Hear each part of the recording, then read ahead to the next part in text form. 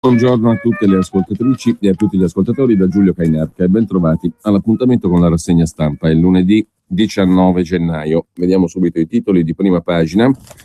Partendo dal Corriere della Sera, l'apertura principale del Corriere sugli Stati Uniti, Obama e la svolta sulle tasse, più imposte su eredità e ricchezze, sgravi al ceto medio, rotto il tabù fiscale, imposte più alte ai ricchi da redistribuire al ceto medio in difficoltà, con sgravi fiscali alle famiglie e misure di sostegno sociale come il college gratis per quasi tutti e l'aspettativa di paternità pagata. Barack Obama rompe il tabù dell'aumento delle tasse, scrive il Corriere in prima pagina, e prova col discorso di domani sullo Stato dell'Unione a delineare i contorni della sua eredità politica. L'altro titolo in primo piano sul Corriere: 7 milioni di fedeli sotto la pioggia, la messa record del Papa a Manila, il più grande evento nella storia dei papi, scrive il Corriere in prima pagina. Quando una dodicenne ha chiesto al Papa in lacrime perché i bimbi soffrano, il pontefice ha risposto commosso: solo quando Gesù pianse comprese ciò che accadeva nelle nostre vite. Mentre Mauro Magatti, in prima pagina sempre sul Corriere della Sera, si chiede che senso ha attaccare e distruggere 7 chiese cristiane in segno di protesta per le nuove vignette pubblicate dal giornale satirico Charlie Hebdo, e perché mai prendere di mira luoghi di culto proprio nel momento in cui Papa Francesco ha apertamente preso le distanze, con la storia del pugno, del cazzotto, da un uso della satira che non sa fermarsi davanti al necessario rispetto dei riferimenti religiosi altrui? Morale della favola, scrive Magatti, la libertà deve avere un limite o produce sottomissione, che è un cortocircuito logico, ma secondo il commentatore del Corriere invece è un'argomentazione convincente. Mentre sempre dalla prima pagina del Corriere della Sera, allarme jihad, un fermo sul volo Roma-Londra, il volo EasyJet Roma-Londra delle 12.35 è stato bloccato ieri, pochi minuti prima del decollo, perché un passeggero pakistano è risultato con un passaporto falso. Intanto il ministro Alfano conferma che 9 persone sono state espulse per collegamenti con la guerra santa islamica, con il jihad.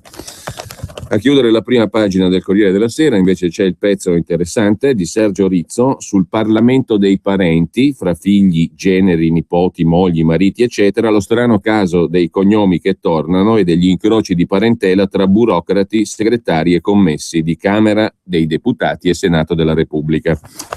In Italia, peraltro, scrive Rizzo, non c'è burocrazia con intrecci parentali e dinastici così diffusi e profondi come quella del Parlamento, dai livelli più bassi ai più elevati. E pensare che 50 anni fa il matrimonio fra Antonio Michela Zucco, un nipote dell'inventore della macchina di stenotipia, e Magda San Martino fece scalpore. Erano entrambi stenografi del Senato e ciò fu considerato causa di incompatibilità. Ma erano altri tempi, scrive Sergio Rizzo. Bei tempi, insomma. Mentre Sergio Coferati diventerà lo Tsipras italiano, ad affermarlo il segretario della FIOM, Landini, intervistato dal Corriere della Sera. La sinistra non c'è più in Italia e il dato è ufficiale, dice ancora il leader della FIOM, Landini. Tra i commenti di prima pagina, quello dell'economista Francesco Giavazzi, economista bocconiano, sulle primarie per finta del Partito Democratico che Venezia non merita. Le primarie del PD per il sindaco di Venezia, scrive Giavazzi, sono la dimostrazione che in Italia il consenso politico continua a poter essere comprato, acquistato. Ora comprarlo costa non più di qualche spicciolo, quanto necessario per organizzare poche migliaia di cittadini e spedirli a votare alle primarie del PD. Decapitate dall'inchiesta sul Mose, le imprese che negli scorsi 20 anni, grazie a leggi ad hoc, hanno sottratto ai contribuenti 2 miliardi e 300 milioni di euro, sono risorte e stanno per vincere di nuovo. La politica sembra non aver capito nulla, o meglio, io spero, scrive Giavazzi, che non abbia capito nulla, perché la drammatica alternativa è che ancora una volta la politica sia connivente, come lo fu in passato quando approvò le leggi che hanno consentito che il Mose si trasformasse in un furto legale ai danni dei contribuenti, scrive Giavazzi. Mentre Matteo Renzi commissariava i lavori a Venezia, le imprese che da quei lavori hanno lucrato i 2 miliardi e 300 milioni si sono spostate su un'altra partita, il grande porto offshore, che vogliono costruire con denaro pubblico in mezzo all'Adriatico, costo previsto più di 2 miliardi di euro.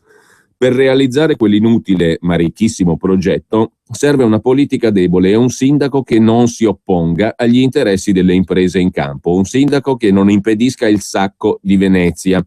Abilmente gestite, le primarie di Venezia ci daranno quel sindaco. Un giornalista veneziano, Nicola Pellicani, persona per bene, ma che non si è mai espresso pubblicamente contro le imprese del malaffare e del quale non si conosce il progetto per la città, diventerà sindaco di Venezia. Pellicani è fortemente sostenuto da Massimo Cacciari, che ha governato Venezia per 15 dei 20 anni in cui il consorzio Venezia Nuova, gestendo i lavori del Mose, ha saccheggiato la città. Poiché nelle primarie di coalizione Pellicani dovrà sfidare un avversario forte, il senatore del PD Felice Casson, avrà bisogno di molti appoggi, quelli che le imprese del Mose gli offriranno, consentendogli di battere Casson, già magistrato a Venezia. Procedendo con ordine, scrive Giavazzi, la strategia con la quale alcune imprese riescono a trasformare le opere pubbliche in rendite straordinarie è sempre uguale. Prima si rinviano le decisioni e si lascia che cresca un problema drammatico, le grandi navi che mettono a rischio la Basilica di San Marco o l'Expo, i cui lavori non cominciano nel 2008, quando fu scelta Milano, ma 5 anni dopo, quando ne mancano meno di 3 all'apertura della manifestazione. Problemi noti da anni ma lasciati macerare, cosicché, di fronte all'emergenza, la politica si trovi costretta a decidere in poche ore. A quel punto le sole opzioni disponibili sono quelle abilmente preparate da alcuni, ma per poterle realizzare c'è bisogno di modificare qualche norma e la politica, presa per la gola, non ha alternative. Così si creano le rendite straordinarie di cui si appropriano legalmente i costruttori delle grandi opere. Poi ci sono anche gli stupidi che rubano e che, come si è visto nella vicenda Mose, sono scaricati da chi è impegnato nel gioco vero. Così è accaduto che le certificazioni antimafia siano state sospese per gli appalti dell'Expo perché bisognava fare presto. Così è accaduto nella vicenda del Mose. Dopo l'alluvione del 66 si lasciano trascorrere 40 anni e nel 2006 la politica si trova a decidere in poche ore. Sul tavolo del governo Prodi c'è il progetto del consorzio Venezia Nuova, preparato da anni, corredato da valutazioni di una messe di esperti, tutti scelti dal consorzio. Un progetto che nessuno ha mai discusso davvero. L'alternativa sono le soluzioni radicalmente alternative al Mose portate dal sindaco Cacciari. Cosa fa Prodi? Zittisce il ministro dell'Ambiente, che agitava il giudizio negativo della commissione di valutazione sull'impatto ambientale del Mose, e dà il via libera al progetto del consorzio. Così sta accadendo anche per il porto offshore che si vuol costruire nel mezzo dell'Adriatico. La tecnica è sfruttare il clamore internazionale prodotto dalle foto delle grandi navi che transitano davanti a San Marco. Il decreto Clini-Passera, che sospendeva quei passaggi, fu approvato dal governo Monti 2 anni fa, poi fu sospeso perché ci fosse il tempo di studiare alternative. Poteva essere un'occasione per riflettere sulla riorganizzazione dei porti dell'Adriatico, magari concentrando le navi commerciali a Trieste e spostando le navi da crociera a Marghera, dove potrebbero arrivare già domani usando il canale percorso dalle petroliere. Ma non a caso, conclude Giavazzi, per 2 anni si fa nulla. Intanto la pressione internazionale cresce. Sul tavolo c'è una sola soluzione, proposta dal presidente del porto di Venezia, Paolo Costa, ex ministro e sindaco di Venezia. Richiede lo scavo di un nuovo canale che porti le navi in città aggirando il bacino di San Marco. È palese che questa è solo una pezza tappabuchi. Navi sempre più grandi arriveranno comunque nel centro della città storica. Insostenibile. Ma è proprio questo quel che vogliono Costa e i costruttori. Creare una situazione insostenibile così che si sia costretti a decidere la costruzione del porto offshore nel mezzo dell'Adriatico. Un altro ricco lavoro decennale per le stesse imprese del Mose. Dopo quanto accaduto, Venezia deve fermarsi e riflettere. Vuol diventare Disneyland o rimanere città? E in questo caso, con quali attività produttive?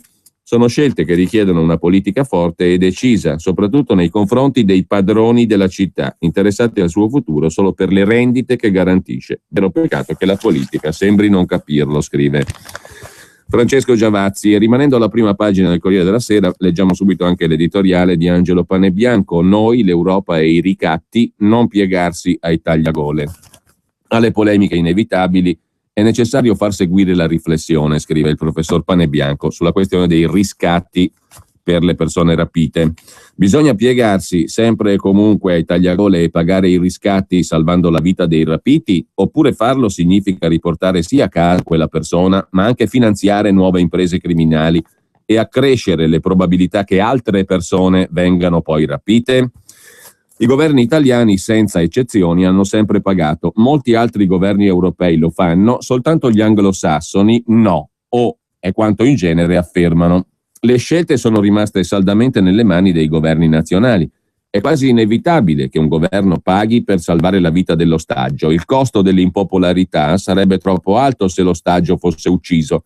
Ma è anche un fatto, scrive Panebianco, che in questo modo si alimenta l'industria del sequestro e si favoriscono nuovi rapimenti, per non parlare degli usi terroristici del denaro dei riscatti.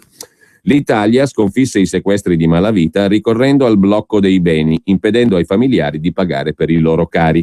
Come se ne esce? Bisogna usare l'Europa, propone Panebianco. Bisogna fare per i sequestri ciò che i governi europei hanno sempre fatto per altre cose. Faccio adottare quella linea di condotta alle istituzioni europee e a essa mi adeguo. Di fronte alle proteste nazionali potrò sempre dire mi spiace, non è colpa mia, me lo ha imposto l'Europa.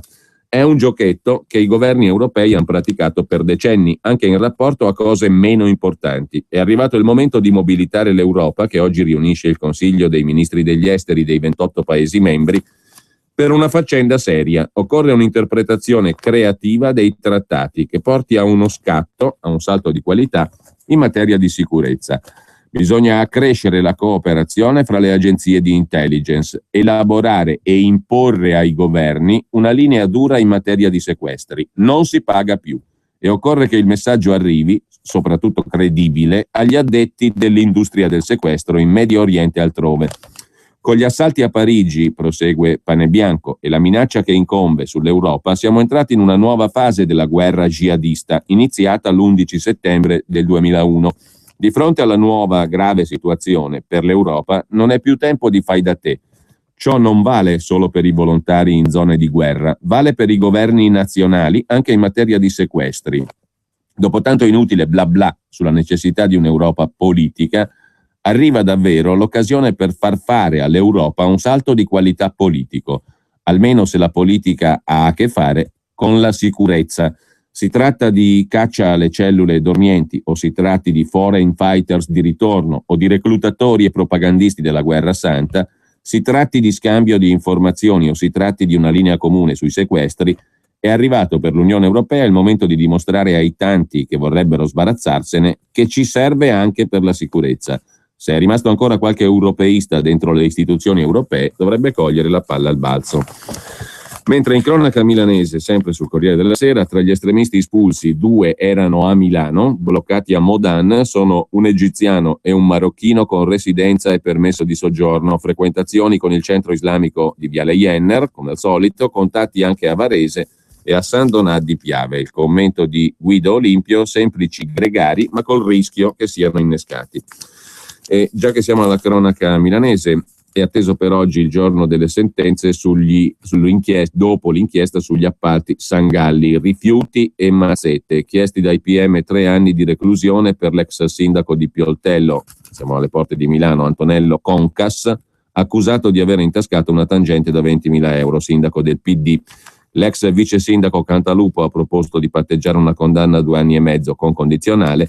A trattare sugli appalti a Pioltello e Cologno era Giorgio Sangalli, titolare dell'omonima impresa monzese specializzata nel trattamento dei rifiuti in parecchi comuni di Monza e Brianza, che ha chiesto di patteggiare una pena di 4 anni.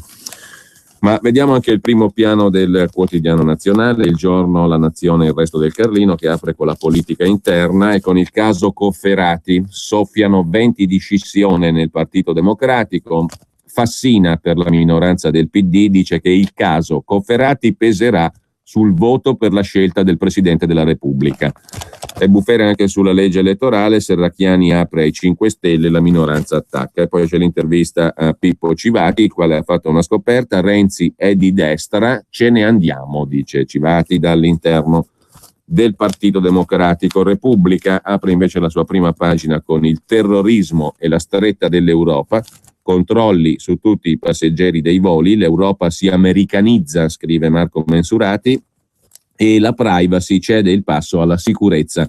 Entro quest'anno entrerà in vigore la nuova normativa europea sul PNR, il Personal Number Record, cioè la scheda individuale di ogni passeggero che le compagnie aeree, dal momento in cui entrerà in vigore la norma, dovranno mettere a disposizione delle forze dell'ordine. Anche su Repubblica c'è il caso Cofferati, che divide il PD e influirà sul voto dei parlamentari del PD per la scelta del Presidente della Repubblica.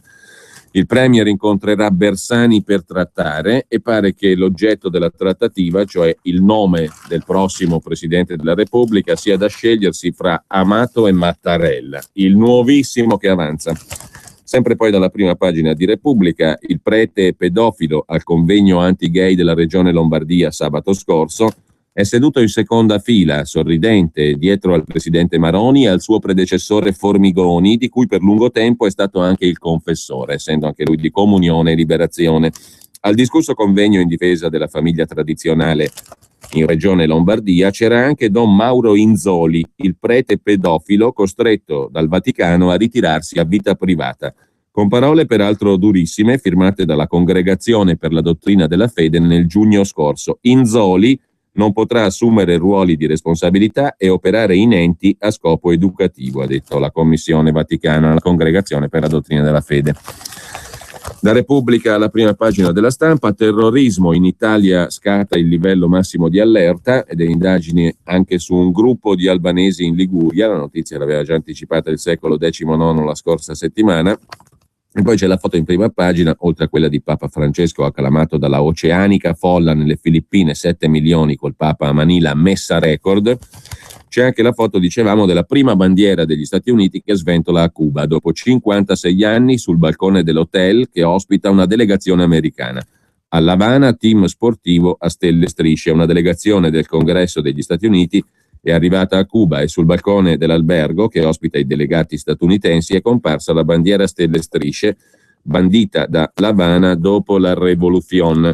È la prima volta da 56 anni, ma soprattutto la Stampa dedica il primo piano all'allerta alzata in Italia al livello massimo. Aumentano anche i foreign fighter, cioè il numero di coloro che dall'Italia è partito per andare sui teatri di guerra, in particolare Siria e Iraq, e poi torna indietro, può tornare o è già tornato. 2 reclutatori tra i 10 espulsi dall'inizio dell'anno. La pista delle chat sul web.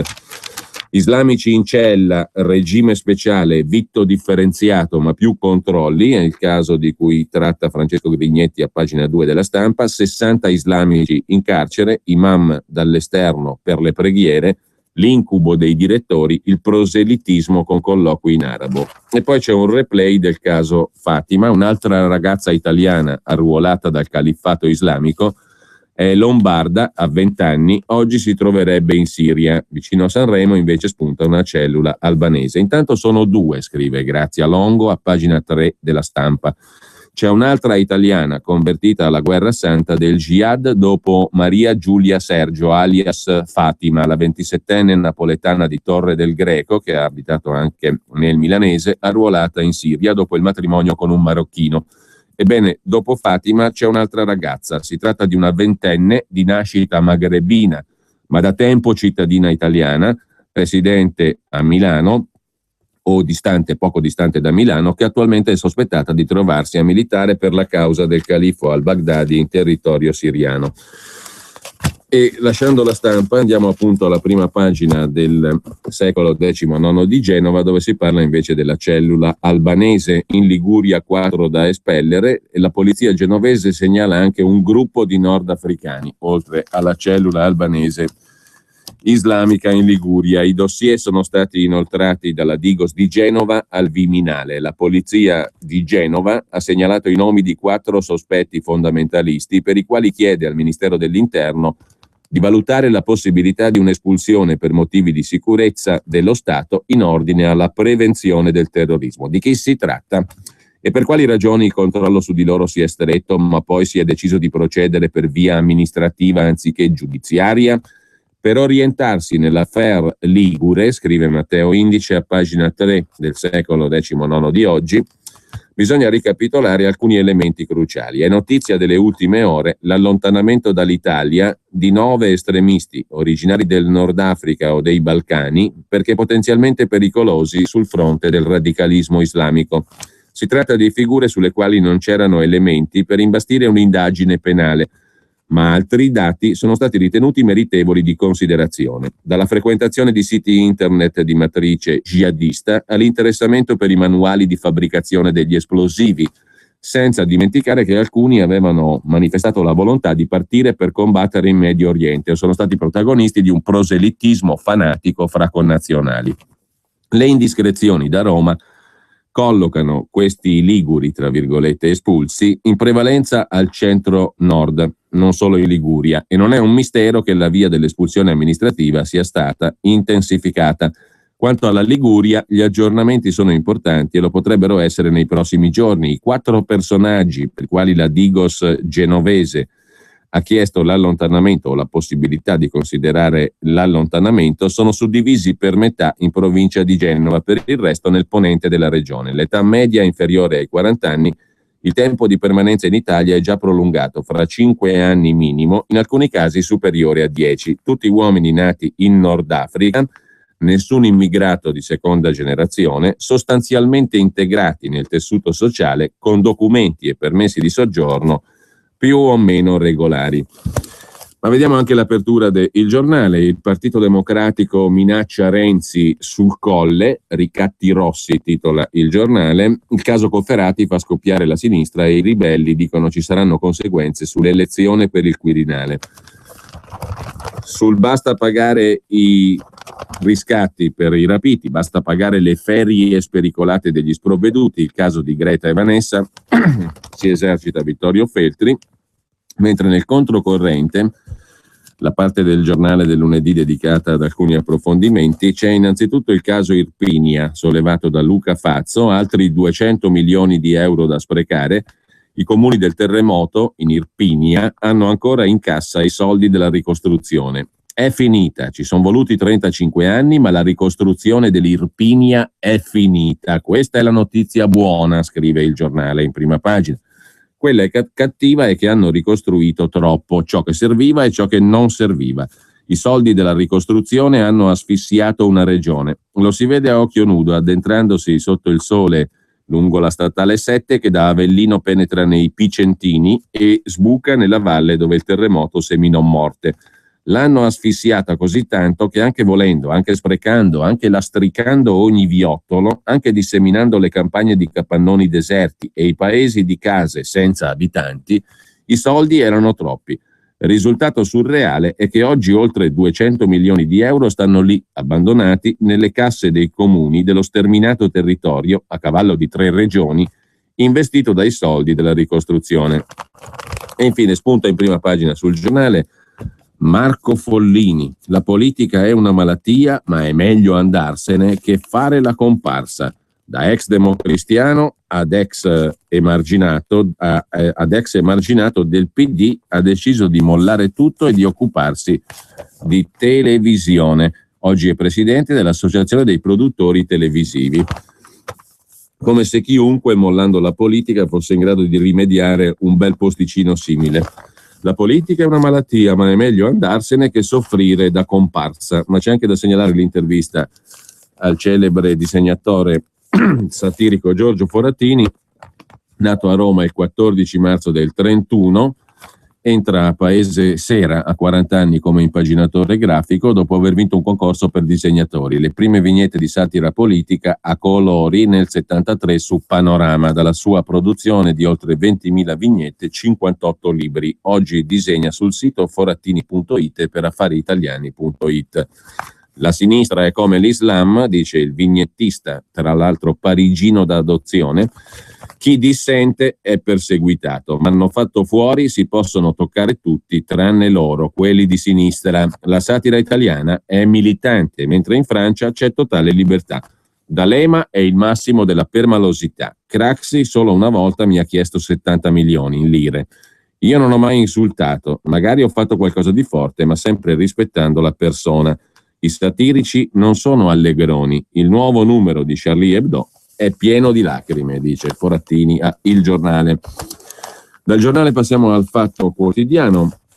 Il Partito Democratico è pronto a epurare chi sta con Cofferati, titola il Fatto per quanto concerne la politica italiana. Sempre fango in Liguria, titola ancora il quotidiano diretto da Antonio Padellaro. Parola di Fassina, è stata offesa la dignità di Cofferati e questo peserà sul voto per il Quirinale, dice Fassina. E intanto Nazareni e Napolitani, cioè Renzi, Berlusconi e ciò che rimane del condizionamento dell'ex Presidente della Repubblica, ovvero di Giorgio Napolitano, ebbene questi tre, Nazareni e Napolitani, vanno dritti su Giuliano Amato. Sul Corriere della Sera Sabino Cassese si è sfilato dalla corsa al Quirinale e ha lanciato Giuliano Amato, che è anche il preferito di Napolitano. Naturalmente poi quello che vuole Napolitano dovrebbe valere anche adesso, no? Cioè lui se ne va, però lasciando l'indicazione per il successore. Ma vediamo anche i quotidiani economico-finanziari del lunedì, a partire da Italia Oggi 7, che ci introduce nel meraviglioso mondo del federalismo all'italiana, tagli alla sanità inevitabili. L'articolo è del direttore Marino Longoni. La riduzione dei finanziamenti statali costringerà i governatori regionali a rivedere i budget al ribasso. L'aumento delle imposte locali non è sufficiente, cioè aumentano le tasse locali e per di più tagliamo anche la sanità. Come si sa è un servizio minore, tutto sommato. La questione è rilanciata anche dal Sole 24 Ore in prima pagina. Maxi taglio sui conti delle regioni, riduzione di 3 miliardi e 400 milioni nei fondi ai governatori entro questo gennaio. Emilia Romagna e Lombardia le più a rischio di tagli. Il nodo è quello della sanità, scrive anche il quotidiano di Confindustria.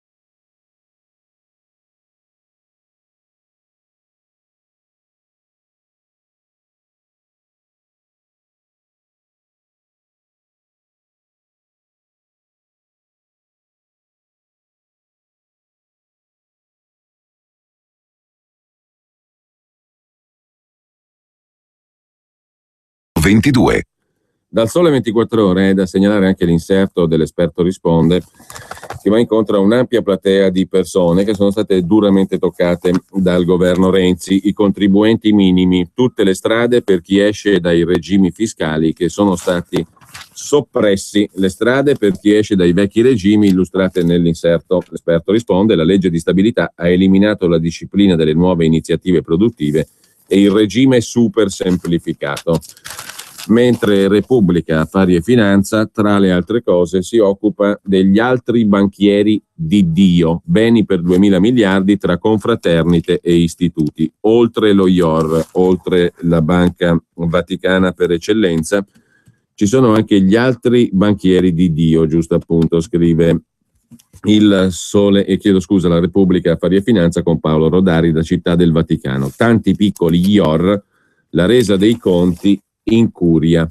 Dal buco da decine di milioni della congregazione dei frati minori francescani allo scandalo dell'IDI emerge una galassia sorprendente di centri di potere finanziario difficili da governare. Ora la Curia cerca di pilotare una svolta nel segno della trasparenza. Ma torniamo a questo punto al primo piano del Corriere della Sera, primo piano dedicato anche, tra le altre cose, all'intreccio di parenti e affini tra Camera dei Deputati e Senato della Repubblica. È l'articolo di Sergio Rizzo che parte dalla recente nomina da segretario generale della Camera dei Deputati di Lucia Pagano. Lucia Pagano è figlia dell'ex consigliere della Camera Rodolfo Pagano e moglie del nuovo capo dell'informatica del Senato, Mauro Fioroni. In Italia non c'è burocrazia con intrecci parentali e dinastici così profondi come in quella del Parlamento, Camera e Senato. A tutti i livelli, scrive Sergio Rizzo sul Corriere della Sera, da quelli più bassi ai più alti. E altri casi rendono l'idea. Per esempio, il vice segretario generale della Camera, Aurelio Speziale, è sposato con Gloria Abagnale, consigliere del Senato. Giovanni Gifuni, consigliere della Camera, è figlio dell'ex potentissimo segretario generale di Palazzo Madama, Gaetano Gifuni, quello che aveva avuto la geniale idea di trasformare un canile in una villa all'interno di una proprietà, quella di Castel Porziano, del Presidente della Repubblica. Mentre l'ex vice segretario generale della Camera, Carlo Goracci, è il papà di Alessandro Goracci, alto funzionario del Senato. E se il padre di Ugo Zampetti, fino a qualche giorno fa, capo indiscusso della burocrazia della Camera, era il responsabile della biblioteca del Senato, quello dell'attuale segretario generale del Senato, Elisabetta Serafin, era soltanto un commesso come anche il papà di Daniela D'Ottavio, consigliera d'aula, a dimostrazione del fatto che l'ascensore sociale, fermo ovunque, in Parlamento non è mai andato in manutenzione. Anche se qualche volta si inceppa. Figlio di un ex consigliere della Camera, Fabrizio Castaldi ne sarebbe diventato a 43 anni uno dei segretari generali più giovani di sempre se la sua candidatura non fosse naufragata in extremis, come quella di Giacomo La Sorella, incidentalmente fratello della giornalista Rai Carmen La Sorella, e quella del possibile terzo incomodo Costantino Rizzuto Ksciacchi, consorte di Maria Teresa Stella, consigliera della Camera al servizio biblioteca, parentela quest'ultima che ci riporta a un illustre caso del passato. Fece scalpore 50 anni fa il matrimonio fra Antonio Michela Zucco, nipote dell'inventore della macchina di stenotipia, e Magda San Martino. Erano entrambi stenografi del Senato. La cosa venne ritenuta causa di incompatibilità. Per rimuoverla fu deciso il trasferimento della moglie alla Camera dei Deputati, dove Magda San Martino fu protagonista di una splendida carriera, arrivando, prima donna nella storia, all'incarico di vice segretario generale. L'organico di Camera e Senato, 2400 dipendenti, scrive Sergio Rizzo, che poi a pagina 5, e poi ne chiedo scusa, non c'entra nulla naturalmente, poi andiamo a pagina 5 del Corriere della Sera perché c'è l'articolo di Fiorenza Sarzanini, Casa a Varese e moschea a Milano, chi sono i reclutatori del jihad in Italia. Un marocchino è stato mandato via dall'Italia poche ore prima della fine dell'anno scorso, naturalmente. Si aggiunge alle 9 espulsioni confermate da Alfano, totale 10 gli stranieri finiti sotto osservazione perché ritenuti pericolosi per la sicurezza italiana. Gli espulsi risiedevano soprattutto nelle regioni del centro-nord, tutti con regolare permesso di soggiorno. Gli stranieri andati in Siria o in Iraq per combattere nelle truppe del califfo al-Baghdadi sono saliti a 59. Di questi, 5 sono partiti per la Siria, 15 passati per l'Italia, mentre 25 sono collegati in varie forme all'Italia. Era già a bordo del volo per Londra 12:35 di ieri, racconta Fiorenza Sarzanini. A pochi minuti dal decollo, sul documento che aveva mostrato sono scattati i controlli. Si è scoperto che il passaporto pakistano esibito dall'uomo 34enne era falso. L'aereo della compagnia EasyJet in partenza da Roma Fiumicino è rimasto bloccato per verifica bagagli e perché 2 passeggeri hanno deciso di rinunciare al viaggio. Ora lo straniero è in stato di fermo. Altri accertamenti sono in corso. Quanto basta per confermare che anche in Italia il livello è di massima allerta. Lo sostiene anche il ministro dell'Interno Alfano, che ha convocato una conferenza stampa ieri per confermare che 9 persone sono state espulse dall'Italia per collegamenti col jihad. Altre saranno presto mandate via. Alfano parla di 5 tunisini, un turco, un egiziano, un marocchino, un pakistano, molto attivi sul web, alcuni dei quali reclutatori. Sono i 9 espulsi. A loro si aggiunge un altro marocchino mandato via qualche ora prima della fine d'anno. Sono i primi 10 di un elenco più lungo di stranieri sotto osservazione. Nelle prossime settimane dovrebbero essere rimpatriati. Il titolare del Viminale ha aggiornato anche l'elenco degli stranieri andati in Siria o in Iraq per combattere col califfo. Sono 59, non più 53. Sono residenti soprattutto nelle regioni del centro-nord gli stranieri mandati via. Tutti erano muniti di permesso di soggiorno per lunga residenza e da anni risiedevano in Italia. 2 avevano coinvolto la famiglia, tra loro alcune donne. Per esempio, viveva a Varese, ma stava spesso a Milano, dove frequentava la moschea, la solita, di Viale Jenner, un marocchino cinquantenne in contatto con soggetti già partiti per la Siria. È uno dei reclutatori. Un altro soggetto pericoloso, marocchino 67enne, viveva a Cles, Trento. Da Roma sono stati espulsi un egiziano e un tunisino, insieme a un altro coinvolto nel tentato omicidio di un poliziotto che li aveva avvicinati. Avevano mappe di Roma e una bandiera simile a quella del gruppo islamico Ansar al-Sharia, sulla quale avevano aggiunto la scritta ISIS. Oggi i ministri degli esteri dell'Unione Europea si incontrano a Bruxelles, mentre il movimento Pegida non sfilerà a Dresda per paura di attentati e per minacce al fondatore del movimento anti-islamico in Germania, Lutz Bachmann, cancellato il corteo degli anti-islam. Dopo 12 manifestazioni tutti i lunedì, ogni volta più numerose, oggi il movimento anti-islamico Pegida non scenderà in piazza a Dresda, in Germania, per timori di un attentato alla vita di un membro dell'organizzazione. La polizia ha vietato ogni manifestazione in città.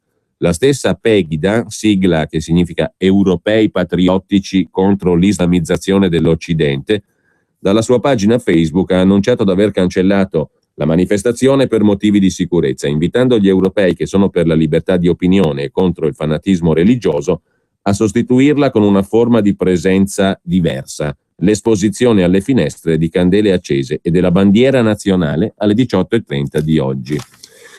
Sempre dal Corriere della Sera di oggi, poi, in Camerun Boko Haram rapisce 50 bimbi, dunque dalla Nigeria l'offensiva islamica si sposta anche in Camerun, incursione dei miliziani islamici dalla Nigeria nello stato confinante del Camerun. In tutto oltre 80 sequestrati, 50 i bambini rapiti.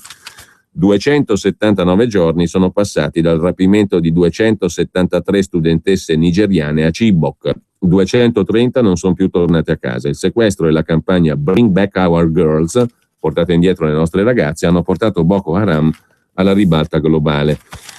Mentre c'è anche il problema della cyberguerra, cioè della questione affrontata recentemente anche dal generale Rapetto, ex guardia di finanza, esperto di tecnologia, della possibile interruzione, per esempio, dell'elettricità, della corrente, del gas, dell'energia, centrali, banche, ma anche media, mezzi di comunicazione nel mirino, i 140 paesi che sono pronti alla cyberguerra, l'articolo di Guido Olimpio sul Corriere della Sera. L'offensiva pro-Stato islamico in Francia e Stati Uniti inquieta le autorità, rischi per la privacy. Intanto 19.000, racconta il Corriere, sono stati gli attacchi hacker di sostenitori dell'ISIS contro siti francesi nella prima settimana dopo la strage di Charlie Hebdo, un numero senza precedenti. 80% la percentuale di grandi aziende britanniche che hanno denunciato qualche forma di violazione della propria cybersicurezza nel 2014. Costo stimato tra 600.000 e 1,5 milioni di sterline. 1,5 miliardi di dollari il budget statunitense per il dipartimento che si occupa di ricerche sulla cybersicurezza per i prossimi 3 anni. Il Cyber Command USA ha sviluppato piani per potenziare le difese e anche per campagne d'attacco. È un momento di incertezza, si temono le bombe dei terroristi e quelle sul web, i leader invocano risorse, protezione e controlli, citano una minaccia ma ne sottendono un'altra. La confusione non aiuta, il cittadino ha sospetti, va bene stare in guardia, ma non è che mi volete tenere d'occhio ancora meglio? Questo per quanto riguarda la cybersicurezza, centrali energetiche, banche e mezzi di comunicazione nel mirino. E intanto, sempre dal primo piano, ma cambiando argomento, La manovra degli Stati Uniti, il presidente Obama e il nuovo fisco che vorrebbe colpire i super ricchi per soccorrere il ceto medio. In arrivo circa 320 miliardi di dollari di tasse sui più abbienti per finanziare gli sgravi a favore del cittadino comune. Tutto sull'onda dell'economista francese Thomas Piketty, che ha pubblicato Il Capitale nel XXI secolo, libro che ha al centro il tema della diseguaglianza. Piketty analizza la concentrazione e la distribuzione di ricchezza negli ultimi 250 anni, sostenendo che nei paesi sviluppati il tasso di rendimento del capitale ha sempre superato quello della crescita economica generale. Contro la diseguaglianza, lo studioso francese propone una tassa globale sulla ricchezza. E anche Obama ha risentito dell'effetto Piketty, ma anche a destra ci si converte, scrive ancora il Corriere della Sera, a questa filosofia: colpire i super ricchi, soccorrere il ceto medio. Si vedrà se la ricetta funziona. Intanto giovedì il premier italiano Renzi va a parlare con Angela Merkel di flessibilità, ci informa sempre il Corriere della Sera. Parla di flessibilità, che le cose vanno meglio. Ieri l'articolo di Luca Ricolfi sul Sole 24 Ore a proposito dell'andazzo economico, diciamo così, e del mito illusorio dell'ottimismo. Se l'ottimismo non è corroborato dalla realtà o anche dal non fare determinati errori, rimane una cosa vuota economicamente parlando, e non solo, sosteneva il professor Ricolfi, che è passato dalla Stampa alle colonne del Sole 24 Ore. Mentre il governo gioca la carta Montezemolo per far volare l'economia italiana, cosa c'è di meglio del presidente dell'Alitalia, Luca Cordero di Montezemolo, che potrebbe svolgere un ruolo di consulente del governo per attrarre gli investimenti esteri e per promuovere il Made in Italy. L'ipotesi è quella di un ruolo da consigliere per gli investimenti esteri da dare a Montezemolo. Domani intanto c'è il Consiglio dei Ministri. Quali misure verranno prese? Anticipa il Corriere della Sera: il fondo per le imprese in crisi sarà aperto ai privati. Nel decreto a sostegno degli investimenti si studia una società a partecipazione pubblica aperta ai privati per iniettare capitale fresco di rischio nelle aziende in difficoltà. E poi addio al voto capitario per le banche popolari. Questa è una botta alla democrazia bancaria rimasta in Italia. In ogni caso si prevede l'abolizione dell'articolo del testo unico bancario che permette il voto capitario alle banche popolari e di credito cooperativo, cioè una testa, un voto inizialmente indipendentemente dalle azioni possedute. Allo studio anche una clausola di salvaguardia fiscale e amministrativa per chi decide di investire in Italia. Questo è l'oggetto delle misure al Consiglio dei Ministri di domani. Mentre sempre dal Corriere della Sera c'è Berlusconi che torna a tendere la mano a Brunetta dopo averlo criticato. Non decollano i rapporti con la Lega, Salvini cancella il summit di Arcore, scrive il Corriere della Sera. A pagina 15 del Corriere invece c'è la questione Cofferati e la sinistra del PD che fa pesare il caso Cofferati. Sfogo di Cofferati, Renzi mi insulta, e Fassina che commenta: liquidandolo così ci saranno pesanti ripercussioni sul Quirinale. In Liguria Sell e Civatiani si mobilitano per un nome anti-Paita, cioè la vincitrice delle primarie liguri. Passo avanti anche di Freccero, Carlo, autore televisivo, già direttore di Canale 5, Italia 1, Rete 4, Rai 2, Rai 4, ma anche in Francia di La 5, il quale dice: sono interessato anch'io a diventare presidente della regione Liguria. Landini dice che Cofferati sarà lo Tsipras italiano, e noi andiamo oltre a pagina 19 del Corriere della Sera con il raid di Israele su Hezbollah in Siria, ucciso il figlio di un leader militare. Il padre, Imad Mugnieh, era stato già eliminato nel 2008. Morti almeno altri 8 miliziani nell'operazione compiuta da Israele. Tornando invece alle cose italiane, al Forum per la Famiglia è un caso la presenza del prete accusato di pedofilia ed espulso dal Papa. Era in seconda fila al convegno a Milano, e Lupi, il ministro, critica l'uso del logo dell'Expo per l'iniziativa. La critica viene dopo, ex post. Sabato Regione Lombardia ha ospitato il convegno sulla famiglia tradizionale. Al convegno ha partecipato anche Don Mauro Inzoli, organizzato da Regione Lombardia, Alleanza Cattolica e Fondazione Tempi, il settimanale diretto dal Ciellino Amicone. Al convegno ha partecipato anche Don Mauro Inzoli, in seconda fila dietro Formigoni e Maroni. Inzoli, 64 anni, ex sacerdote di riferimento di Comunione e Liberazione, è stato espulso dalla Chiesa con delibera papale per abusi sessuali su minori. Inzoli sarebbe stato accreditato dalla segreteria del presidente del Consiglio regionale Raffaele Cattaneo. Non si sarebbe imbucato perché più d'uno sapeva. Del resto il convegno era blindato per paura di contestazioni e per la presenza di autorità come il ministro Lupi, il quale all'evento era arrivato a sorpresa. Ho deciso di esserci, ha detto il ministro, dopo le falsità che avevo letto e dopo le scritte sui muri della sede del settimanale Tempi.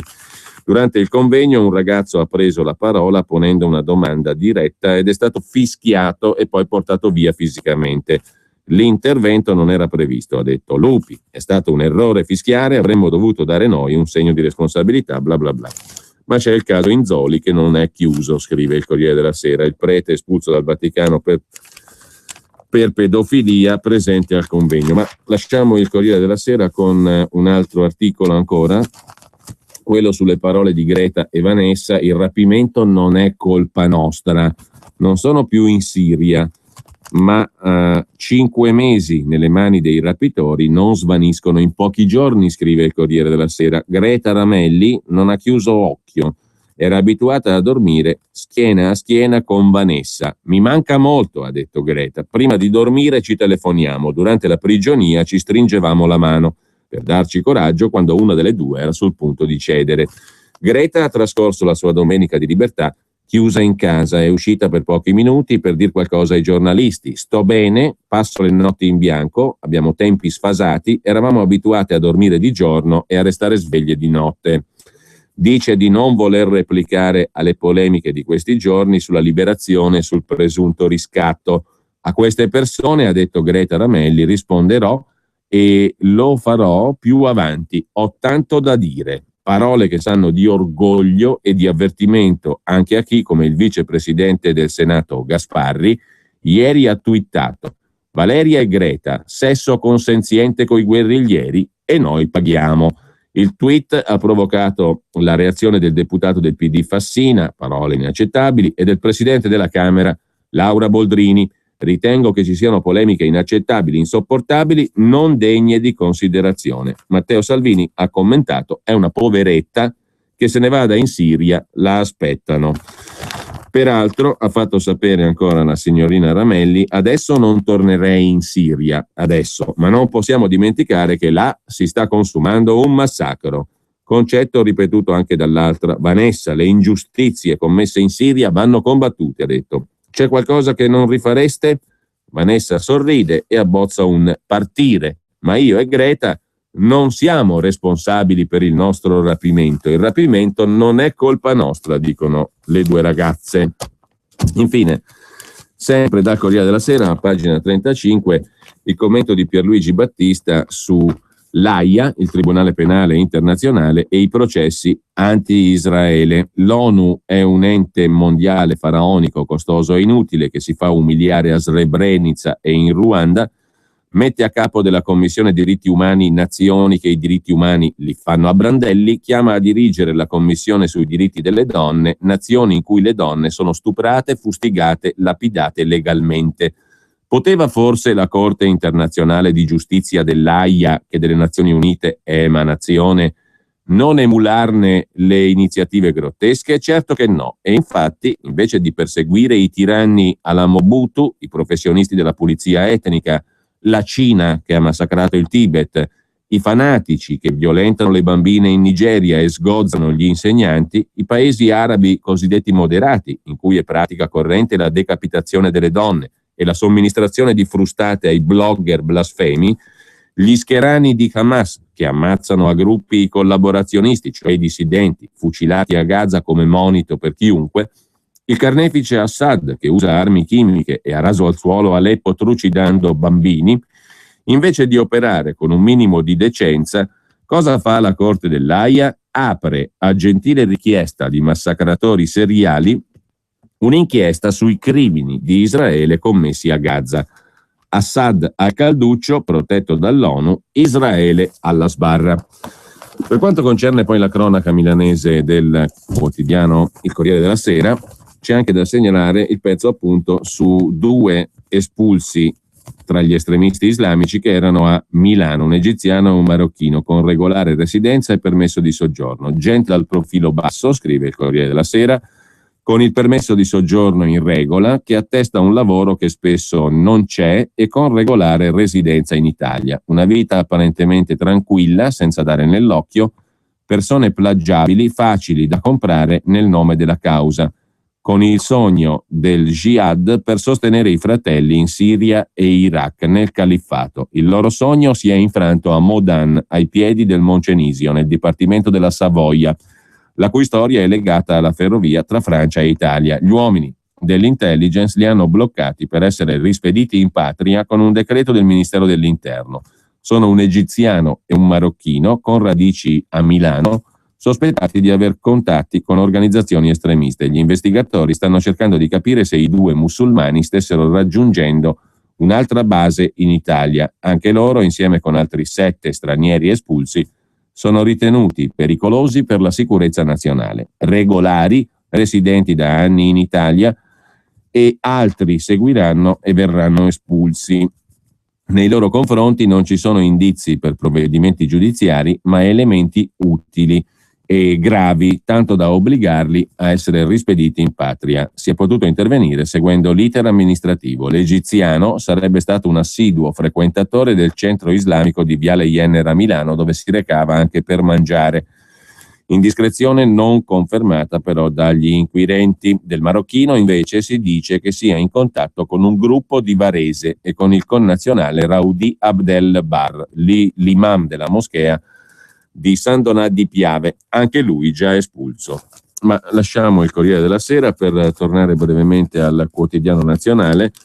Oltre al caso Cofferati c'è anche il governo italiano che conta sul bazooka, il famoso bazooka di Draghi. Ve lo ricordate? Il bazooka della Banca Centrale Europea, cioè l'acquisto di titoli di Stato. Domani nuove misure per il credito, ha detto il sottosegretario Sandro Gozzi, ex prodiano, ora renzianissimo. Favoriremo l'accesso ai finanziamenti da parte delle imprese e delle famiglie.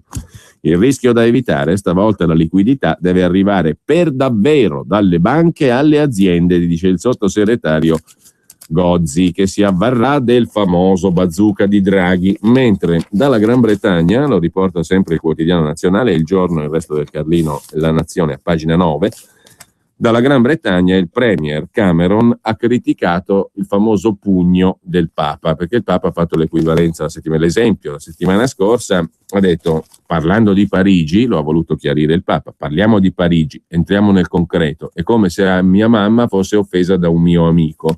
A quel punto scatta il pugno, ha detto il Papa. È naturale, è logico, è normale che sia così, ha detto il Papa. C'è un paragone con quello che è successo a Charlie Hebdo. In pratica, offendere Maometto è come offendere la mamma. Offendere secondo il punto di vista di chi si sente offeso, naturalmente. E quindi è giusta la reazione. Nel caso della mamma parte il pugno, nel caso dell'offesa a Maometto parte il Kalashnikov e fai fuori 12 persone. Offendere la religione è un diritto, ha detto il premier inglese Cameron, criticando il pugno del Papa. Un attacco all'Inghilterra è molto probabile, ha detto poi ancora il premier britannico. Sono cristiano, ha detto David Cameron, ma se qualcuno offende Gesù non posso vendicarmi contro di lui. Intanto decine di vittime, proteste vibranti in tutto il mondo, chiese date alle fiamme e bandiere francesi, oltre che israeliane e americane, distrutte e bruciate. La coda velenosa delle stragi jihadiste a Parigi, la prima nella redazione del giornale Charlie Hebdo, la seconda nel supermercato Kosher, non accenna a placarsi. Ieri è stato il premier britannico David Cameron a lanciare una frecciata sulle parole del Papa Francesco, che aveva difeso a spada tratta tutte le religioni. Non si devono mai deridere, è come se qualcuno offendesse mia madre, si meriterebbe un pugno, aveva detto il Papa. Ha risposto Cameron, credo che in una società libera vi sia tutto il diritto di causare un'offesa alla religione altrui. Sono cristiano, ha detto Cameron alla BBC. Se qualcuno dice qualcosa di offensivo su Gesù, posso trovarlo offensivo, ma non ho il diritto di sfogare la mia vendetta contro di lui. Finché le pubblicazioni agiscono nei limiti della legge, devono avere il diritto di pubblicare qualsiasi materiale, anche se offensivo per qualcuno. Dopodiché Cameron ha parlato della grave, molto grave, anzi ha detto il premier britannico, minaccia terroristica che grava sulla Gran Bretagna, perché crediamo che un attacco sia altamente probabile, ha detto Cameron. Il mondo deve essere unito contro la cultura del terrorismo. Questi terroristi sono la perversione di una grande religione come l'Islam e non la sua reale aderenza, ha detto Cameron. Insomma, nel mondo ne dici una giusta, devi correggerla subito con quella sbagliata, di carattere generale. Mentre chiudiamo dal quotidiano nazionale con un orgoglio per il Made in Italy, anzi per l'Italia tout court, incentivi calamita per i colossal e Hollywood scommette sull'Italia, produttori esteri attirati dalle film commission italiane, un affare da 260 milioni di euro.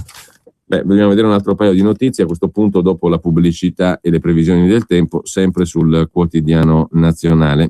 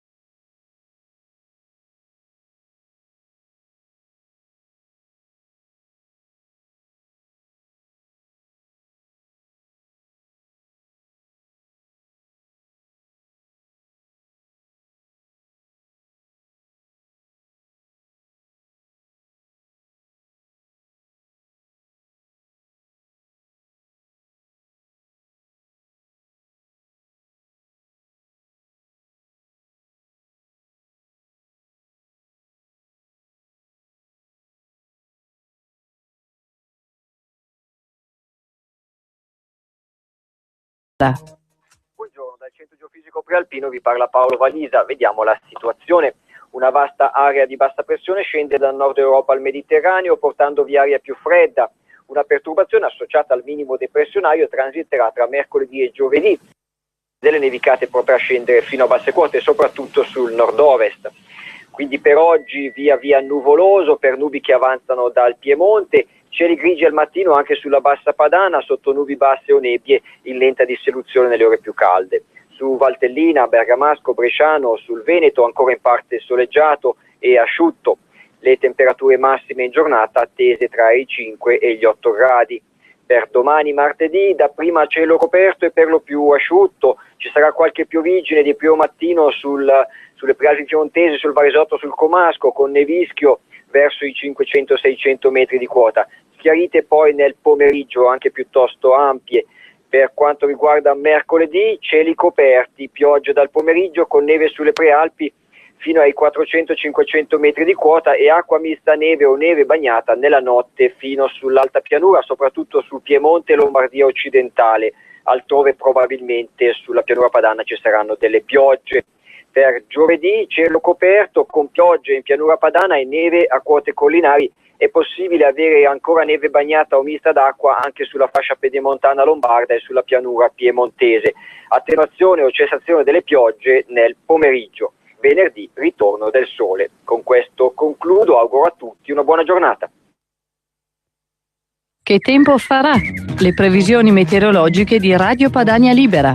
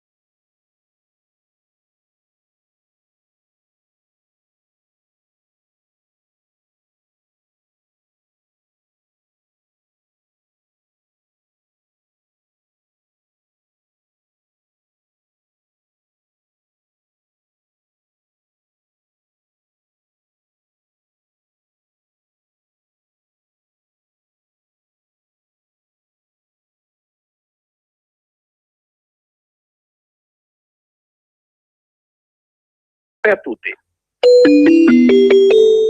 Torniamo ai quotidiani, anzi al quotidiano nazionale e al Giorno in particolare in questo caso, con ancora due notizie. Innanzitutto la questione dei frontalieri e del fisco italiano. L'intesa fra Svizzera e Italia rischia di beffare 62.000 lavoratori. Allarme dei sindacati che denunciano pressione fiscale in aumento del 40%. Di che si tratta? Intanto un aumento della pressione fiscale, secondo i sindacati, del 40% e un'ondata di licenziamenti che probabilmente si abbatterà sui frontalieri italiani non appena l'economia svizzera subirà il contraccolpo del francoforte, cioè del rafforzamento della moneta svizzera, stimata dagli economisti di UBS in una perdita di 5 miliardi di euro nell'export svizzero e una frenata dello 0,7% dell'intera economia elvetica.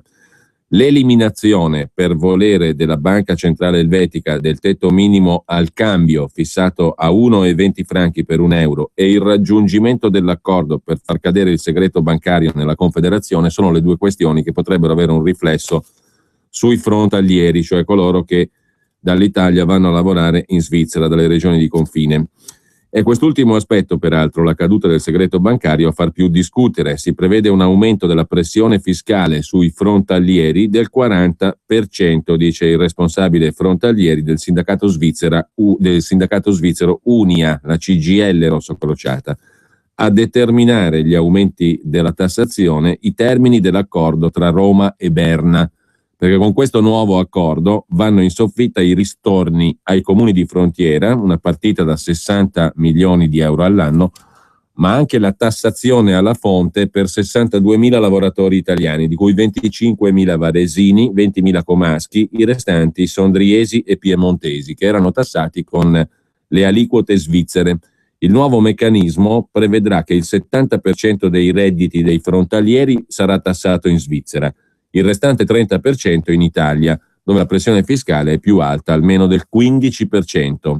Un lavoratore single, senza detrazioni per moglie o figli a carico, avrà un aumento della tassazione di 3.000 franchi all'anno, il tutto in una situazione in cui si temono contraccolpi occupazionali pesanti, soprattutto nel settore turistico e in quelli legati all'export.